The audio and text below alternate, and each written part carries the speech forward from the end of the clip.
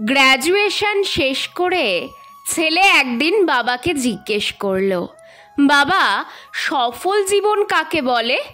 বাবা সরাসরি কোনো উত্তর দিলেন না, শুধু মৃদু হেসে বললেন, চলো আজ ঘুড়ি ওড়াই, তখন তোমাকে তোমার প্রশ্নের উত্তর দেব।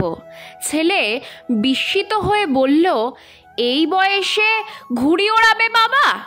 আজব তো। কিছু না বলে বাবা ছেলের হাত ধরে টেনে বাড়ির পেছনের এক মাঠে নিয়ে গেলেন। সেখানে কয়েকজন ছোট্ট বাচ্চা রঙিন ঘুড়ি ওড়াচ্ছিল। বাবা তাদের একজনের কাছ থেকে একটা ঘুড়ি চেয়ে নিলেন, তারপর লাটাই হাতে নিয়ে ঘুড়ি ওড়াতে শুরু করলেন। সুতা আস্তে আস্তে ছাড়তে ছাড়তে ঘুড়িটাকে আকাশের অনেক ওপরে তুলে দিলেন।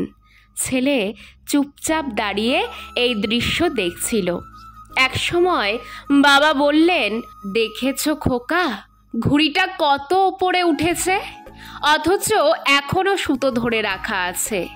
তোমার কি মনে হয় না এই সুতোর টানটাই ওকে আরও ওপরে যেতে বাধা দিচ্ছে? ছেলে কিছু না ভেবেই বলল, হ্যাঁ ঠিকই তো, সুতা না থাকলে ঘুড়ি আরও ওপরে উঠতে পারত। মৃদু হাসলেন বাবা, তারপর হালকা টানে সুতা কেটে দিলেন।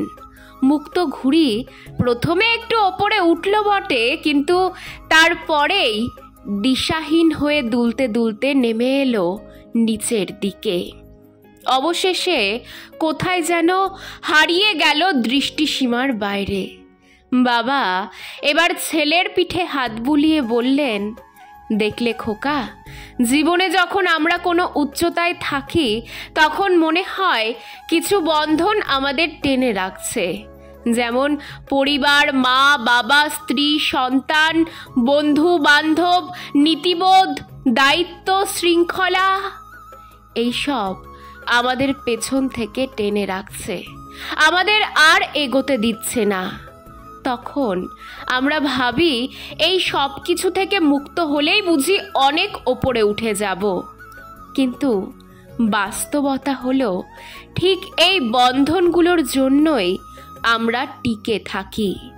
এগুলোই আমাদের ভারসাম্য দেয়, পথ দেখায়, পতন থেকে রক্ষা করে। সুতা ছাড়লে যেমন ঘুড়ি পড়ে যায়, তেমনি বন্ধন হারালে আমরাও অচিরেই পতিত হই। মনে রেখো খোকা, সফল জীবন মানে কেবল ওপরে ওঠা নয়, সফল জীবন মানে নিজের শিকড়ের সাথে যুক্ত থেকে দায়িত্বের বাঁধনকে সম্মান করে মনের আকাশে টিকে থাকা।